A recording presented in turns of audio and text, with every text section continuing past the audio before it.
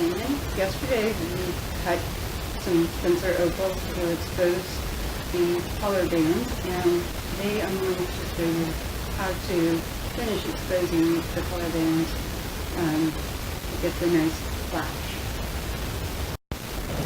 So this is the opal that I cut down yesterday, and you can see the color flash on this side. Over here, I don't know if you can see it very well, the color is still below the surface.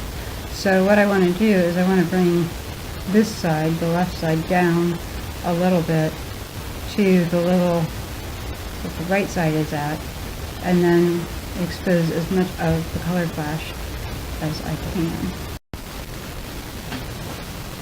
You can do this with a flat lap, you can do it with a caving machine, whatever you are comfortable with. The main thing is you don't want to start with a very coarse grit. So I have on here now the 320 grit, and I've got the padded side up.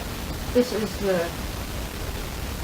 flat lap that I showed how to make in a previous episode. You can take a look at that if you're interested in making one. And we definitely want to keep this wet. And on my drip.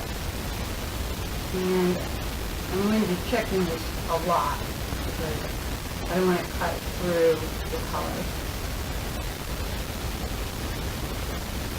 So this is the side that needs to come down. I'm going to apply more pressure to that side and not really pressure to the other side.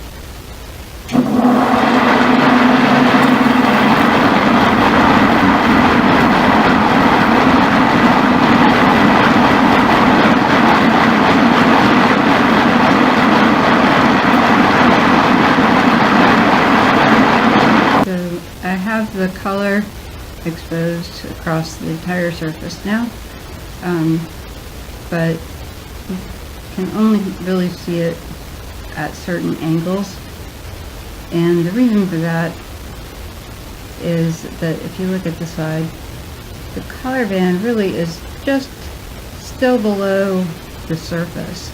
So now I can work on trying to work that down a little bit more, get that color band really nicely exposed without cutting through it, and that's a good challenge.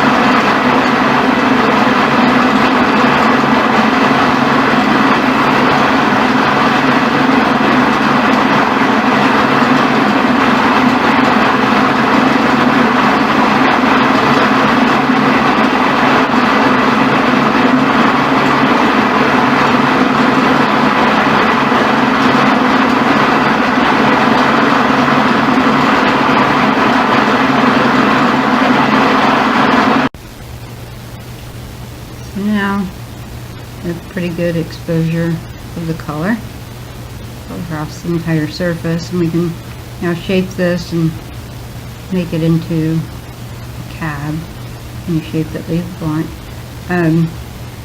One thing about cutting opal for cabs is when you cut them, the opal's not going to go very far down the side.